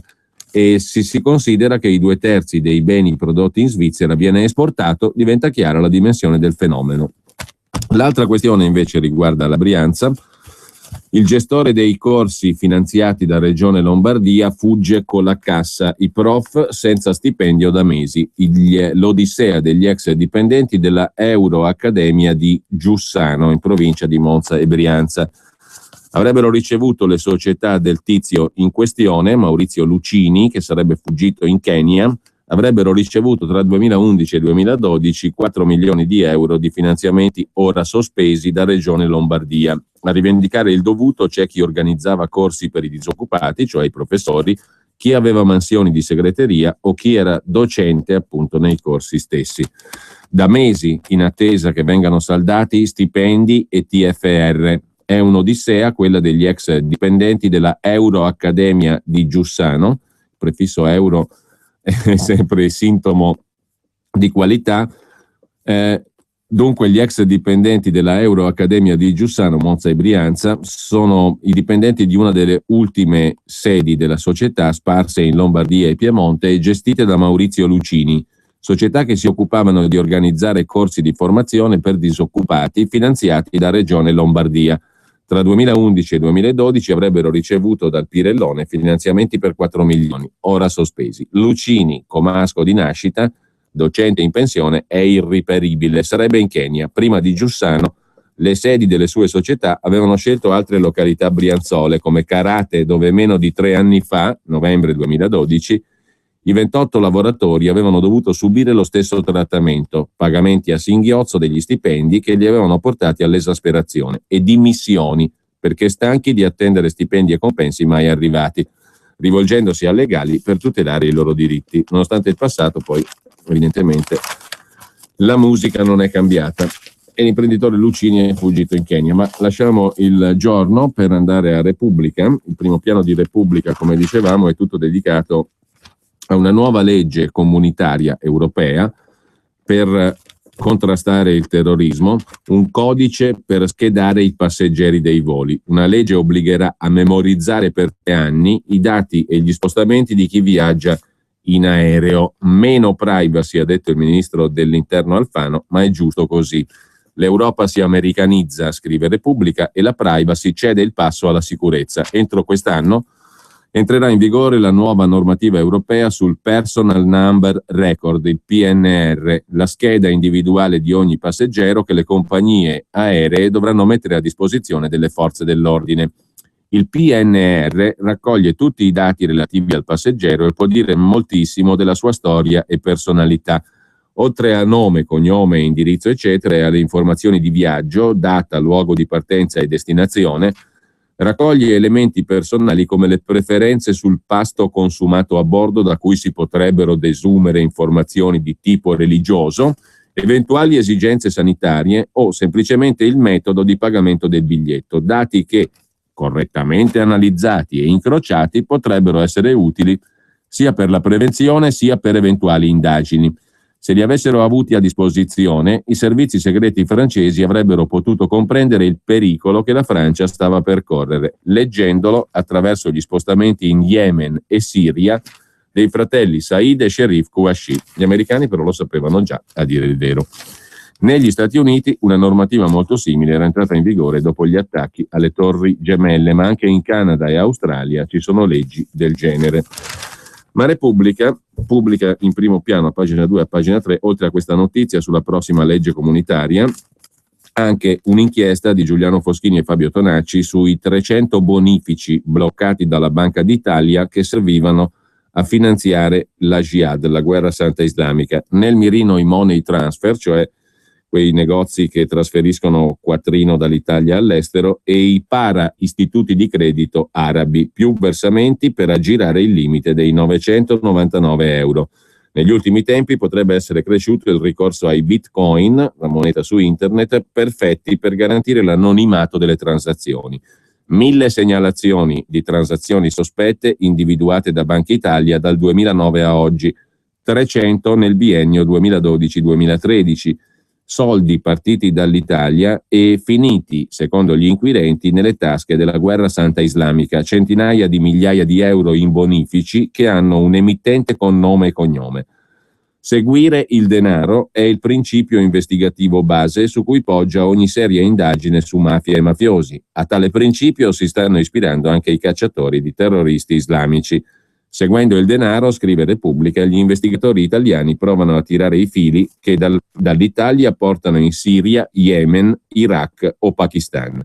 Per capire chi, nell'oceano di segnalazioni e comportamenti dubbi, proclami e arruolamenti, stia concretamente sostenendo da lontano i tagliagole dello Stato islamico e di Al-Qaeda. L'unità informativa frodi di Banca Italia ha un reparto che lavora per tracciare i finanziamenti sospetti che finiscono in paesi cosiddetti sensibili. Come per il riciclaggio interno, l'obiettivo è portare all'attenzione del Comitato di Sicurezza Finanziaria del Ministero dell'Economia una lista di operazioni meritevoli di accertamento anche giudiziario. Nel 2012, quando comincia la guerra civile siriana contro il presidente Assad, le transazioni a forte rischio di sostegno di gruppi terroristici sono state 171, nel 2013 131. Un dato 2014 non esiste ancora, ma analizzando i primi mesi dell'anno siamo sulle stesse cifre. Di che si tratta? I bonifici devono avere delle caratteristiche tipiche per attivare i controlli dell'unità informativa frodi della Banca d'Italia. Sono operazioni Italia su estero, indirizzate verso banche in Medio Oriente e in Africa, nei paesi dove c'è un conflitto, in quelli vicini a teatri di guerra. È ormai certo che il Qatar sia uno degli epicentri del supporto economico per Al-Qaeda. Altro aspetto che innalza l'allarme è l'identità del soggetto che dispone il bonifico. Se sono musulmani che hanno amicizie pericolose o sono in collegamento con chi è inserito nelle blacklist delle forze di polizia, scatta la verifica e il blocco del pagamento, che però non può rimanere sospeso per più di 5 giorni. I flussi partiti dall'Italia rispetto a Francia e Gran Bretagna sono più modesti. Per il 90% sono movimenti finanziari su conti correnti, bancari o postali. Le cifre di ogni transazione possono essere particolarmente basse, per un totale che non supera i 10 milioni di euro negli ultimi 4 anni, scrive Repubblica. Poi a pagina 4 si occupa di Greta e Vanessa. Quante bugie su di noi, non è colpa nostra se ci hanno rapite, hanno detto le due ragazze, mentre la Presidente della Camera Boldrini parla di attacchi insopportabili a chi lavora per la solidarietà come le due rapite e rilasciate dietro riscatto. Saviano, lo scrittore, contro Gasparri: uscite dall'aula quando presiede lui, per il tweet sul sesso consenziente delle due. E c'è l'intervista poi di Repubblica a Gianfranco Cattai, fino al 2013 presidente dell'Associazione delle ONG italiane, oggi a capo del FOXIV, federazione di 72 organismi di volontariato attivi in 80 paesi del mondo. Se me l'avessero chiesto avrei sconsigliato a Vanessa e Greta di partire. Nessuno dei nostri volontari oggi è in Siria. Nessuna assicurazione lo coprirebbe. Nei paesi in guerra bisogna aver maggiore cautela, dice Cattai. È giusto che le ONG valutino i rischi e non impegnino uomini laddove non ci sono sufficienti margini di sicurezza. È sbagliato inserire ora divieti o autorizzazioni da parte di organismi statali. Personalmente alle 2 ragazze avrei detto di non andare in Siria, dice a Repubblica il presidente della Federazione degli Organismi di Volontariato, il FOXIV. Avrei ricordato i casi del giornalista Quirico e soprattutto di Paolo Dall'Oglio, partito per aiutare i civili siriani e di cui si è persa traccia. Immagino che le 2 ragazze avessero valutato la situazione e pensassero di essere protette dai loro contatti in Siria. Forse è mancato un confronto con chi ha una lunga esperienza di cooperazione. Le regole della cooperazione sono cambiate, si sono fatte più restrittive, dice ancora Cattai, per non mettere a rischio la vita degli operatori. Noi siamo da tempo in Kurdistan, operiamo a Erbil, non siamo andati a Kirkuk perché la valutiamo troppo pericolosa. Per quanto riguarda la Siria, oggi come oggi non manderei nessuno. Come si fa a portare aiuti in questi paesi? Ci sono alternative. In Somalia e Mali lavoriamo soltanto con operatori locali. Quanto alla cooperazione e alle modalità di intervento, l'attualità di quello che è accaduto, cioè le 2 rapite e il loro rilascio, deve portarci a una riflessione. Ogni scelta precipitosa è sbagliata. Lo spontaneismo degli interventi deve sposarsi con la competenza e la conoscenza delle situazioni. Lo Stato non può imporre veti, ma partire fu uno sbaglio. Pagare o no il riscatto è un dilemma, però se lo fai metti a rischio la vita di altri operatori. Sulla questione del riscatto dice il presidente del FOXIV: nella mia lunga storia non mi è mai capitato, anche se abbiamo avuto dei martiri tra i nostri volontari. La vita viene sempre al primo posto, ma certo il non pagamento è il presupposto per restare a operare in un paese. Una volta che paghi, salvi una vita, ma rendi più pericolosa la permanenza degli altri operatori. Perciò bisognerebbe essere cauti nelle partenze. Sempre poi da Repubblica, pagina 6 a pagina 7, c'è il lungo pezzo di Carlo Bonini, il reportage sulla Turchia e sull'autostrada del Jihad, che è garantita dalla Turchia. 1000 guerrieri al mese dall'Europa alla Siria, senza nessun controllo delle autorità turche. A Goveci, in Turchia, a un passo dal confine, già varcato da 18.000 foreign fighters, un terzo dei quali con un passaporto europeo. Un volo low cost per Istanbul, un passaggio in auto da 20 euro e si raggiunge il califfato e la polizia quasi non si vede nemmeno. Secondo le intelligence europee e il Dipartimento di Stato americano, ogni mese 1000 soggetti oltrepassano il confine per la Siria per andare a combattere il jihad e per sostenere lo Stato islamico. Tra 2011 e oggi, dei 13 valichi di frontiera ufficiali con la Siria, la Turchia ne ha lasciati aperti 3. Ankara sostiene che negli ultimi 3 anni i respingimenti alla frontiera con la Siria sono stati 92.000, 4.000 gli arresti. I numeri forniti dalla Turchia però si scontrano con la realtà. C'è anche chi da solo ha portato in Siria più di 1.000 miliziani stranieri in 3 anni.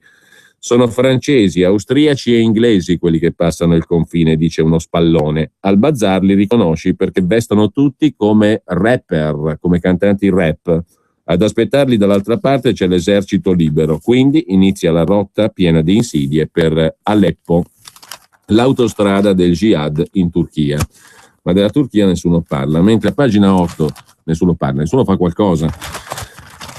Tra tanto bla bla bla, mentre perché quello poi è un passaggio fondamentale. Se il confine turco fosse impermeabile sarebbe ben più difficile partire per il jihad. Mentre a pagina 8, dicevamo, di Repubblica c'è un'intervista a Nathan Sharansky, ex dissidente sovietico, scambiato con una spia russa nell'86 al celebre checkpoint Charlie di Berlino Est, da allora emigrato in Israele, oggi a capo dell'agenzia ebraica che gestisce l'immigrazione in Israele. Aumenta l'intolleranza, sempre più ebrei lasciano l'Europa, dice Sharansky. Chi viene qui in Israele lo fa per motivi personali, religiosi, culturali e spirituali, ma contano anche gli incidenti antisemiti sempre più frequenti in Europa. È difficile pronosticare le decisioni future sulla base dello shock in cui si trova a questo momento la popolazione francese e soprattutto gli ebrei, e quanto questo potrà influenzare la decisione di immigrare in Israele. Noi prevediamo un aumento esponenziale delle richieste di informazioni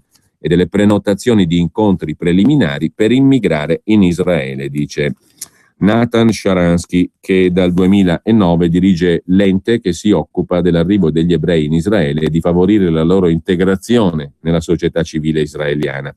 I dati diffusi dall'agenzia presieduta da Sharansky prevedono un incremento del 30% di immigrati ebrei dalla Francia, dove c'è la più numerosa comunità ebraica d'Europa.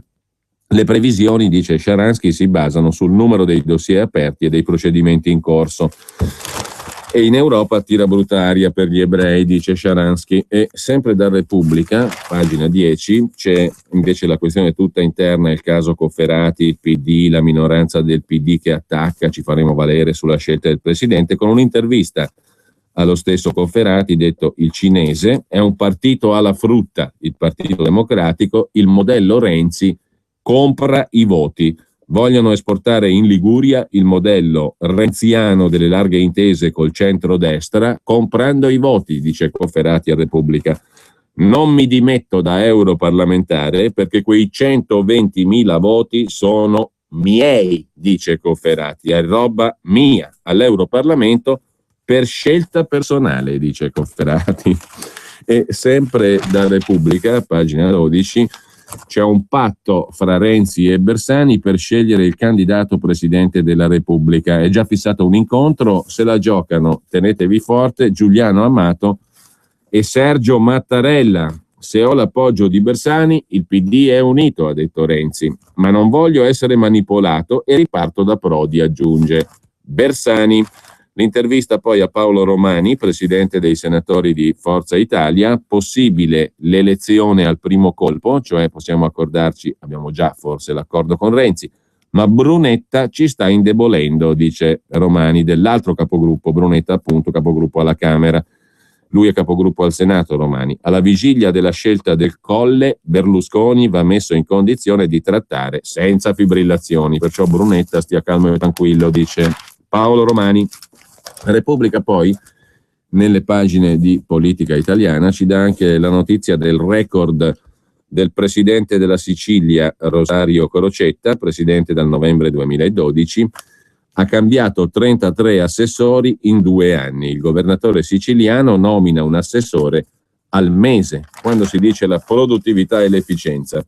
C'è poi una lunga analisi, sempre su Repubblica, di Federico Fubini sulla crisi economica che raddoppia il patrimonio delle 10 famiglie di Paperoni, che ora sono più ricche di 20 milioni di italiani messi assieme. A partire dal 2008, drastico allargamento delle distanze sociali. Tra gli abbienti sale il ceto produttivo, va giù quello delle rendite.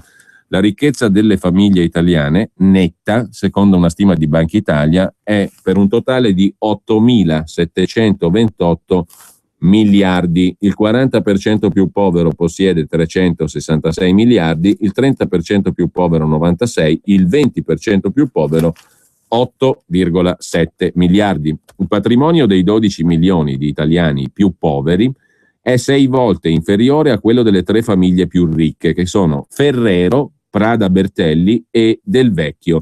Il patrimonio delle 10 famiglie più ricche è uguale al patrimonio dei 20 milioni di italiani più poveri.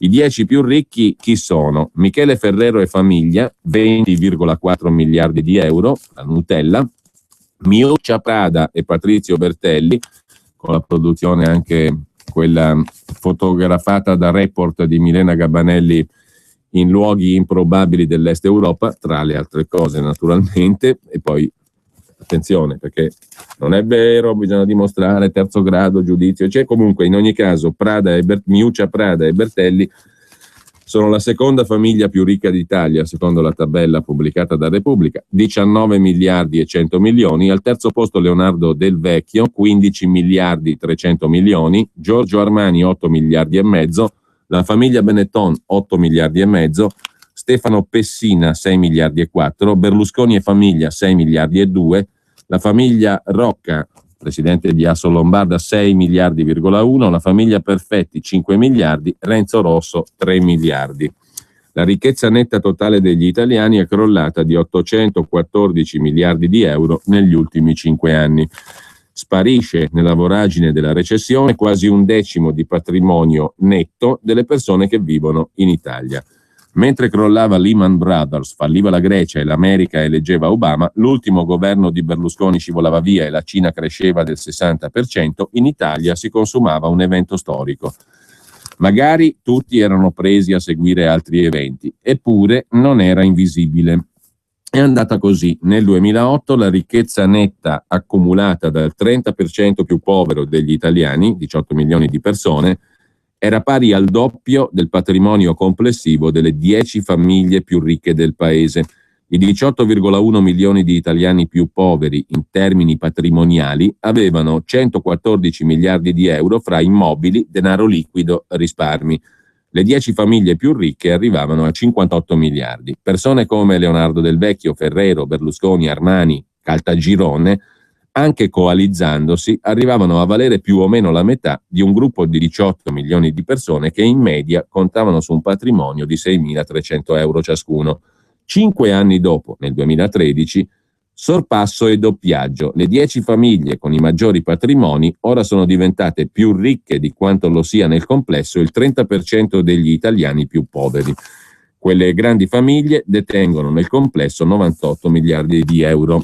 Ragionamento alla Piketty Obama, diciamo così, da parte di Federico Fubini su Repubblica. E sempre su Repubblica, pagina 23, arriva la bolletta amica per chi ci crede, speriamo sia vero, voci di spesa più chiare, stop alle truffe via web, la riforma della bolletta, della fattura, facilita il cambio di operatore ed è anche posto un freno alle app che ci vendono servizi a nostra insaputa. Sono le mirabolanti promesse dell'autorità di garanzia per le comunicazioni, l'Agcom, che da anni e anni e anni vigila instancabilmente e con grande successo sulle nostre bollette, sui servizi del gas, della luce, dell'elettricità e via dicendo. Dell'elettricità, gas e luce se ne occupano altri, delle comunicazioni si occupa principalmente della bolletta telefonica. Poi vediamo un po' quali sono le straordinarie novità annunciate dall'Agcom. Non c'era una volta una golfa.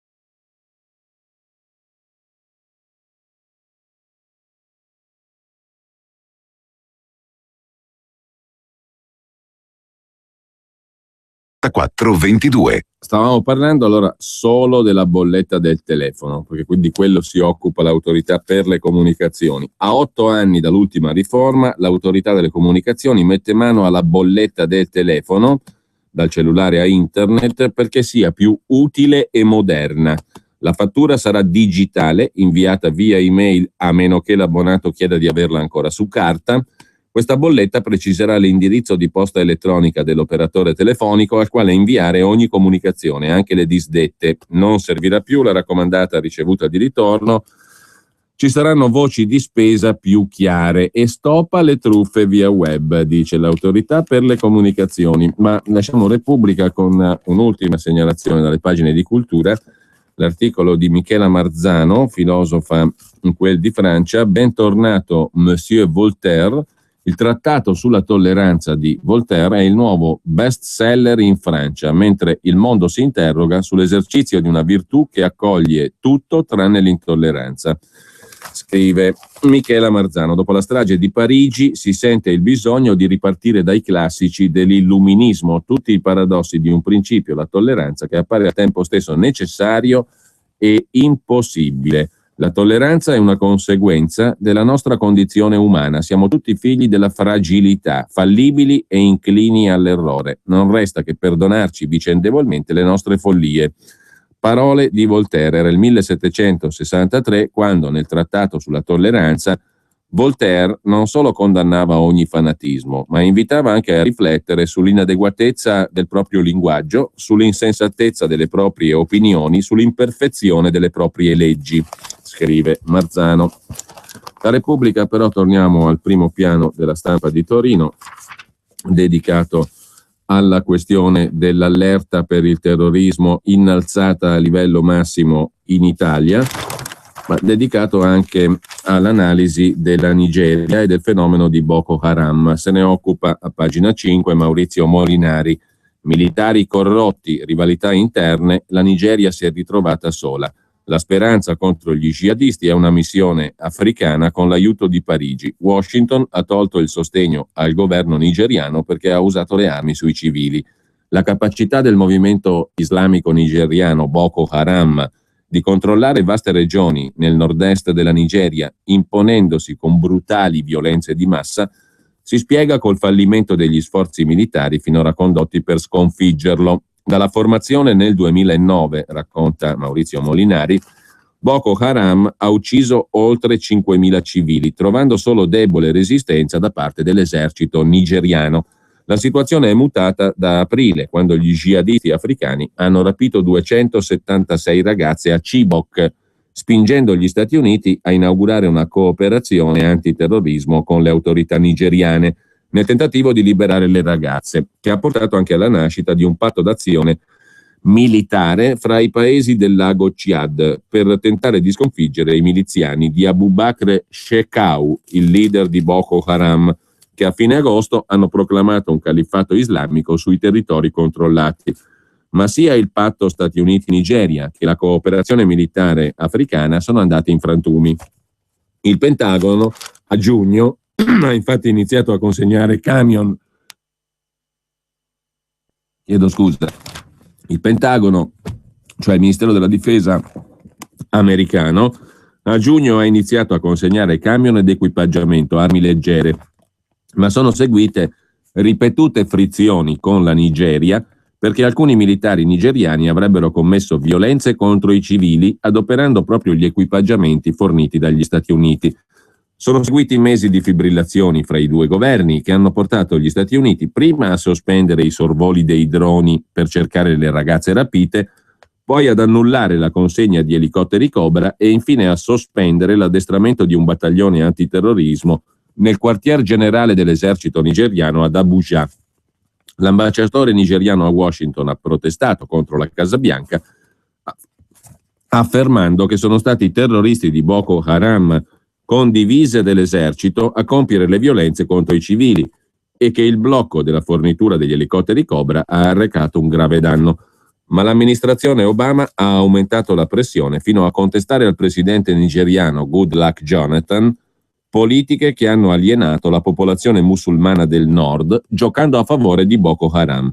Da qui la decisione del segretario di Stato Kerry di aprire un consolato americano a Kano per cercare il dialogo con i musulmani nigeriani, perché Boko Haram è un problema che non ha solo soluzione militare, ha detto Kerry.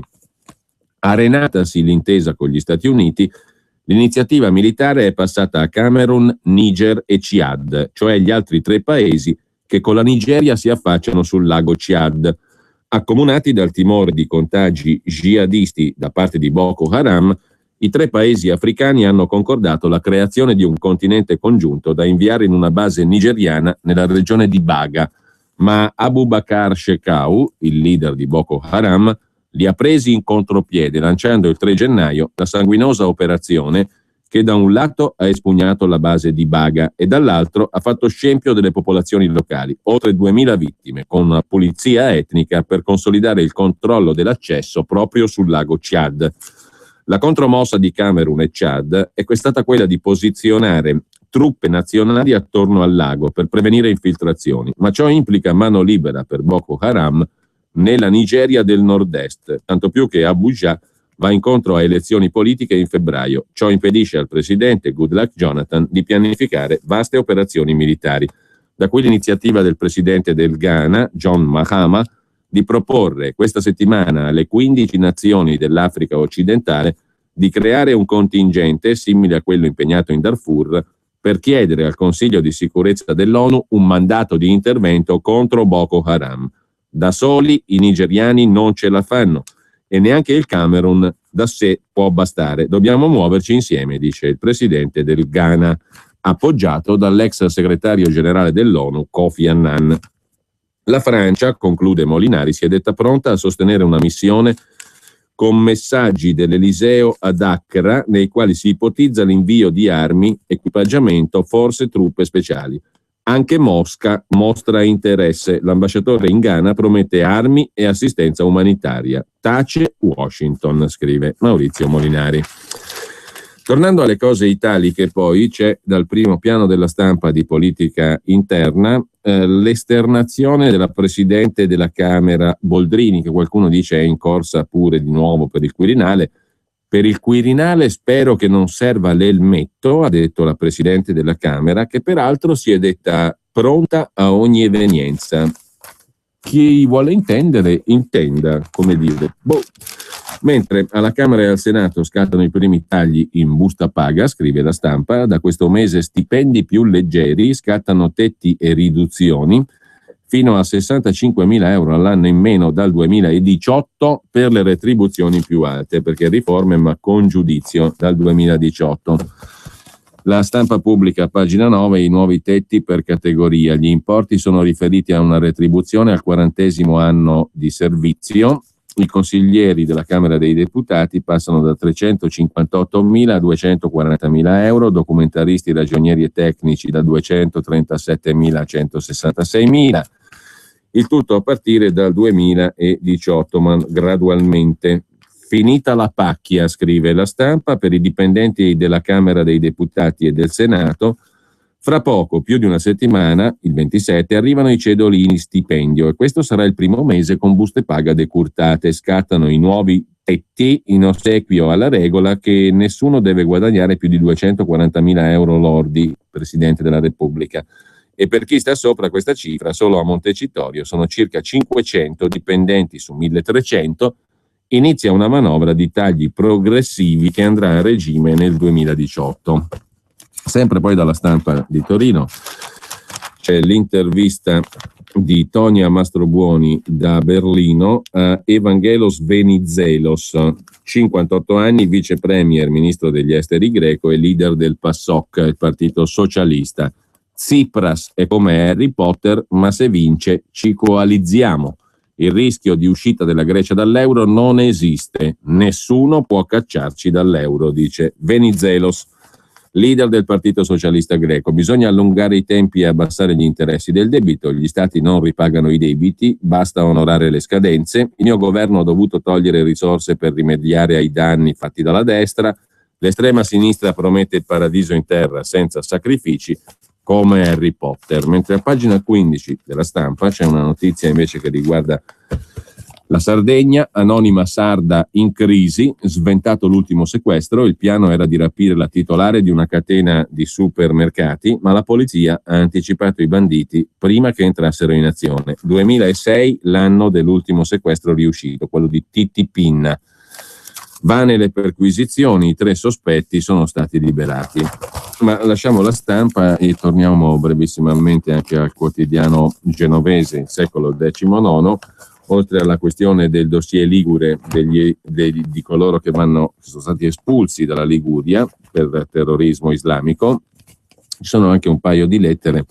La prima del signor Francesco: caro PD, dopo le primarie liguri non avrai più il mio voto. e l'altra invece del signor Ugo, la pagina delle lettere del secolo XIX, ci pentiremo dei riscatti pagati per i sequestrati. Nell'articolo sul secolo XIX di ieri, Maggiani paragona le due sventatelle per la cui liberazione lo Stato italiano ha verosimilmente pagato un cospicuo riscatto ai ragazzi della giovine Italia che morirono combattendo in Italia contro il tiranno. Al signor Maggiani, scrive il lettore, sembra sfuggire che le due ragazze, prima di partire per la Siria, erano in contatto con un militante islamista, al quale dissero, secondo intercettazioni in possesso dei carabinieri, di voler fornire supporto all'organizzazione jihadista Free Syrian Army, e infatti acquistarono e portarono in Siria kit di pronto soccorso mimetici, evidentemente non destinati ai bambini. Il paragone del signor Maggiani mi sembra improponibile. Sono e resto dell'opinione, scrive il lettore, che se lo Stato italiano continuerà a finanziare i jihadisti pagando riscatti per la liberazione di sventatelle, ce ne dovremo amaramente pentire. Il quotidiano genovese poi si occupa, nella cronaca cittadina, della crisi del pane, crollo delle vendite di pane e i negozi chiudono, acquisti meno 30%. In 2 anni addio al 40% dei forni di Genova. Abitudini alimentari, prezzi e anche il fai da te all'origine del fenomeno. L'unico segmento del mercato a reggere è quello dei prodotti con farine alternative. Tornano invece i vecchi empori, ma ora parlano straniero. Dopo anni di flessione, in salita nel 2014 il numero dei piccoli negozi, dei piccoli market. Resta la polemica sulla vendita di alcolici nella Movida. Tornano i vecchi empori, ma i titolari sono per lo più stranieri, scrive il secolo XIX di Genova. Torniamo a questo punto brevemente anche al giornale. Il giornale apre, come dicevamo, la sua prima pagina e il suo primo piano, fino a pagina 5, con la politica interna e il Partito Democratico, il caso Cofferati e via dicendo. Peraltro, a proposito di Cofferati, a pagina 2 del giornale c'è l'articolo di Stefano Filippi sul duro e puro Cofferati, che però in Europa è un assenteista. Un assenteista da 20.000 euro al mese. Se n'è andato dal Partito Democratico sbattendo la porta, ora dovrà accontentarsi, si fa per dire, dell'esilio dorato a Bruxelles, dove va soltanto una volta su 2 alla faccia degli impegni con gli elettori, peraltro da Cofferati rivendicati. Ha fatto delle mani pulite in politica il suo cavallo di battaglia, scordandosi la sua condanna per comportamento antisindacale. 41% è la percentuale di assenze di Cofferati alle votazioni per appello nominale del Parlamento europeo. Pochissime volte l'emiciclo di Bruxelles ha sentito la voce di Cofferati in seduta plenaria, soltanto 4 volte. Il cinese ha preferito le primarie per la regione Liguria. 120 il punteggio scarso, secondo il sito mapranking.eu, che valuta l'attività degli europarlamentari. Cofferati è 685esimo su 750 deputati. 2.500 euro è la pensione media di Cofferati, ottenuta lavorando, o meglio, in distacco sindacale alla Pirelli di Milano, alla quale si aggiunge l'euro stipendio da 20.000 euro al mese, scrive il giornale. 1.250.000 in euro è il danno erariale contestato dalla Corte dei Conti emiliana alla giunta Cofferati, che è stata assolta poco prima di Natale. 3 milioni, nel marzo 2002, Cofferati trascinò al circo massimo 3 milioni di persone contro la riforma dell'articolo 18. La sua ultima vittoria sindacale, scrive il giornale. Mentre Alessandra Moretti, candidata del PD alla presidenza del Veneto per le elezioni del maggio prossimo, ha cancellato il simbolo del PD dai manifesti in Veneto, scrive il giornale. L'aspirante governatrice sceglie una campagna elettorale senza bandiera del PD, un modo di smarcarsi da una parte politica sommersa dalle liti e dai guai, scrive il giornale, che invece a pagina 6 si occupa con Fausto Biloslavo di quanto ha affermato il ministro Alfano, che ha detto presto altre espulsioni. Ma i poliziotti domandano al ministro: sì, ma con quali mezzi? Alfano conferma l'allarme rosso per i jihadisti in Italia e il sindacato Consap denuncia la chiusura dei presidi. 250 sono i presidi di polizia che il sindacato Consap accusa il Viminale di voler chiudere per carenza di fondi. 9 jihadisti sbattuti fuori dall'Italia da fine dicembre, racconta Biloslavo su Il Giornale, Centinaia di sospetti sotto controllo, nuove espulsioni in vista per tamponare la minaccia del terrorismo islamico, oltre al dato in aumento di 59 volontari della Guerra Santa che hanno a che fare con l'Italia andati a combattere in Siria. Il ministro Alfano ha confermato ieri le espulsioni di 9 immigrati, tutti muniti di permesso di soggiorno per lunga residenza, che da anni risiedevano in Italia. Il Giornale, nell'edizione di domenica, ha anticipato le ultime espulsioni di un egiziano e un marocchino che vivevano nell'area milanese. Gli altri sono 5 tunisini, un turco e un pakistano. I 9 soggetti erano molto attivi sul web, nella propaganda jihadista, e alcuni, per reclutare, avevano appunto una funzione specifica, quella di reclutatori. Almeno 2 degli espulsi hanno coinvolto familiari per mandarli in Siria a combattere, non avrebbero compiuto alcun reato dimostrabile in un'aula di tribunale, ma hanno aderito allo Stato islamico o si sono autoradicalizzati in rete, scrive il Giornale, che poi dedica 3 pagine, come dicevamo, del controcorrente, il settimanale del Giornale del lunedì, al nuovo scandalo 35 anni dopo il terremoto in Irpinia. Non si sa più come buttare i nostri soldi. Con 30 miliardi di euro sono stati ricostruiti paesi oggi abbandonati. Nelle casse dei comuni ancora 200 milioni che qualcuno a questo punto pensa di regalare agli abitanti. Troppi capannoni, troppe case, troppi soldi, ma ci sono ancora 200 milioni da sprecare per il terremoto in Irpinia. Dopo il terremoto un eccesso di ricostruzione, scrive Luca Fazzo su Il Giornale. Oggi ben 631 comuni tengono i soldi parcheggiati, non sanno più cosa farne, temono che il governo li riprenda. Molti centri hanno visto il sisma solo in TV, ma hanno partecipato all'assalto delle casse dello Stato. Anche Napoli, città, ne ha approfittato. Soltanto un terzo degli alloggi realizzati è davvero occupato e tante aziende sono rimaste chiuse. Addio sogni di rinascita. Il Giornale poi presenta la foto dello scenario di devastazione lasciato dal terremoto il novembre dell'80 e poi oggi, più recente, la foto odierna della stazione delle autocorriere di Lioni, Avellino, mai finita e che sta cadendo a pezzi. La linea ferroviaria a cui doveva connettersi è stata soppressa. Poi c'è un nuovo palazzo abbandonato a metà nella stessa zona, fotografato dal Giornale. Sempre poi dal Giornale, per quanto concerne il settimanale appunto controcorrente, c'è l'intervista che abbiamo già citato a Forattini, ve la cito soltanto rapidamente a pagina 16, quella a Follini che ritorna, è una paginata dedicata al Presidente della Repubblica.